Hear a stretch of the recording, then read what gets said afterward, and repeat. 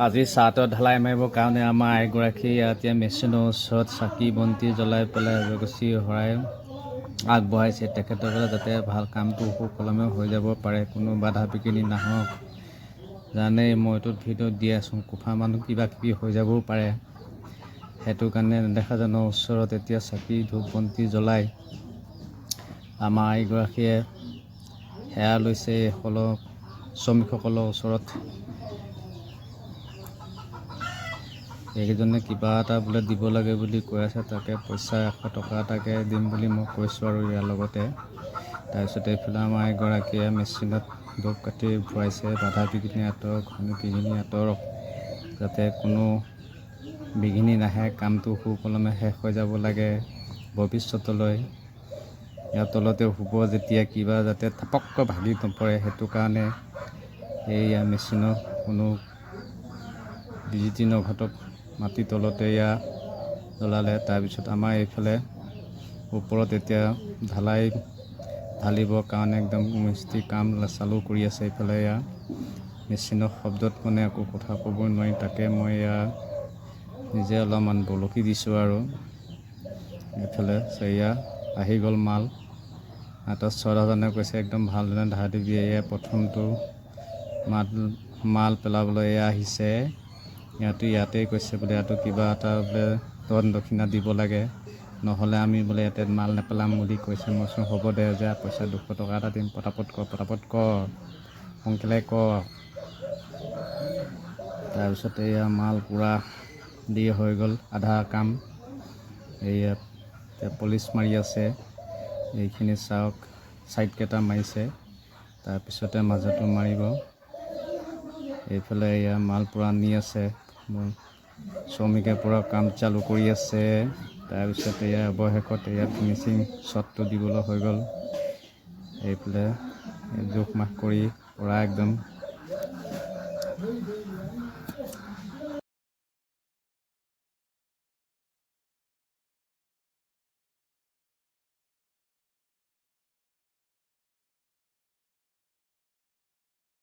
চাওকচোন মাইকী মানুহগৰাকীয়ে কেনেকৈ ইমান সুন্দৰকৈ এইটো মছলাময় মেচিনটো একদম অপাৰেটৰ কৰিছে। তাই কিমান পানী লাগে, কিমান বালি চিমেণ্ট লাগে, তাই চব কৰি দিয়ে।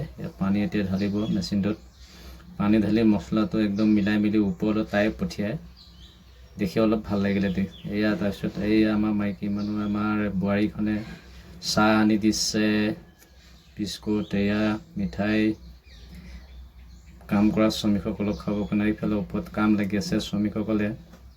তাৰপিছতে এইফালে খানা খুৱাবৰ কাৰণে ব্ৰইলাৰ, আলু এয়া ভাজি, ভাত পানী আমাৰ আইসকলে বনাই আছে। এইফালে আৰু দেখাই দিম, এইফালে মাটিমাহ চব্জি বনাইছে। এইটো মাটিমাহ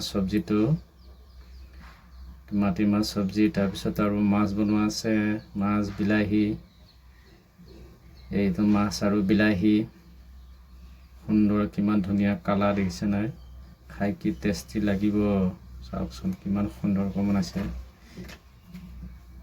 আইসকল। এই আইসকলে ভাত পানী বনাই ৰেডি কৰি দিলে অলৰেডি। এতিয়া মানুহবিলাকক কাম কৰি আজৰি হ'ল, ভাত পানী খুৱাইছে, সুন্দৰকৈ এসাঁজ খুৱাইছে, কাৰণ সিহঁতি বহুত কষ্ট কৰেতো, সেইটো কাৰণে সিহঁতক ভাত এসাঁজক খোৱাটো গৃহস্থ কৰ্তব্য। সকলোৱে দিয়ে, সেইটো কাৰণে আমিও দিছোঁ ভাত এসাঁজক। মাছে মঙহে যি খায় তাকে দিছোঁ। এয়া মই অলপ দেখাই দিছোঁ, মই নিজেও ওলাইছোঁ অকণমান ভিডিঅ'ত, যাতে মই কৈছোঁ যেতিয়া ভিডিঅ'টো।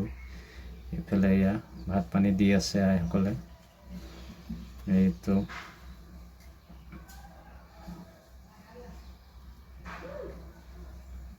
তাৰপিছত লাষ্টত আমাৰ মাক বাহঁতক নিমন্ত্ৰণ কৰিছিলোঁ, বাইদেউহঁতৰ মাক বাহঁতক, তাকে নিমন্ত্ৰণ ৰক্ষা কৰি পেলাই তেখেতসকলে ৰাতি একেবাৰে সাঁজটো ভাত পানী খুৱাই পঠিয়াই দিছোঁ আৰু আৰামত একদম।